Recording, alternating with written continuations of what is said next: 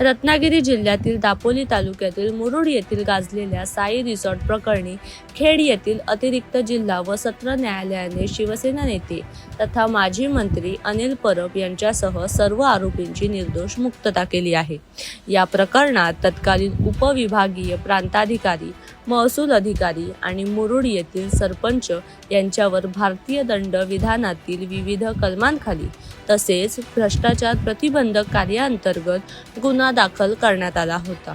सरकार पक्षाने इमारत पूर्ण नसताना कर आकारणे, स्टॅम्प शुल्क टाळणे, CRZ क्षेत्रात बांधकाम, बनावट सह्या आणि खोट्या कागदपत्रांच्या आधारे वीज मीटर घेतल्याचे आरोप केले होते। मात्र बचाव पक्षाचे ॲडव्होकेट सुधीर बुलाटा यांनी जमीन आणि बांधकाम हे सर्वत्र घटक असल्याचा युक्तिवाद मांडला। न्यायालयाने हा युक्तिवाद मान्य करत पुराव्यांअभावी सर्व आरोपींची मुक्तता केली आहे। गेल्या 2-3 वर्षापासून हे प्रकरण राज्यभर गाजत होते। भाजप नेते किरीट सोमय्या यांनी देखील अनिल परब यांच्यावर या प्रकरणावरून जोरदार राजकीय टीका केली होती। आता न्यायालयाच्या निकालानंतर सर्व आरोपी सुटल्याने या प्रकरणावर कायदेशीर पडदा पडला आहे। अत्यंत गाजलेलं प्रकरण होतं साई रिसॉर्ट मुरुड मधलं। बरोबर आहे। त्या प्रकरणी माजी मंत्री अनिल परब यांसह अनेकांवर गुन्हे दाखल झाले। त्यांनी आज जिल्हा न्यायालयाने त्यांना निर्दोष मुक्तता केलेली आहे आणि इतर सहकार्याची पण झालेली आहे। काय सांगाल? 5 आरोपी होते, त्यामध्ये मंडळ निरीक्षक, मुरुड गावचे सरपंच, तसंच देशपांडे म्हणून प्रांत अधिकारी आणि स्वतः अनिल परब होते।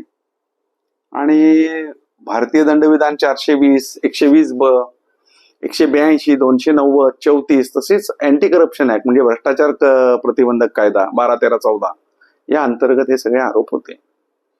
आता या आरोपांबद्दल जो पुरावा पाहिजे तो कोणताही पुरावा नव्हता। रिसॉर्ट खरेदी करताना, ती जागा खरेदी करताना स्टॅम्प दिला नाही आणि तो कमी दिला आणि फसवणूक केली असा आरोप होता। पण भारतात 2 प्रकारचे कायदे आहेत, म्हणजे जमीन एका व्यक्तीची असू शकते, त्यावरचा इमला दुसऱ्याचा असू शकतो। तशी इंग्लंडमध्ये वस्तुस्थिती नाही, तर वेगळा कायदा आहे, जमीन ज्याची त्याचीच बिल्डिंग। तर त्यानुसार कोर्टाने असं धरलं की त्यांनी रिसॉर्ट खरेदी करण्याची किंवा विभाससाठी ते विकावं जमीन मालकाने, असं होऊच शकत नाही। असं करणं म्हणजे गुन्ह्याचं कृत्य आहे, कारण ते त्याच्या मालकीचं नव्हे।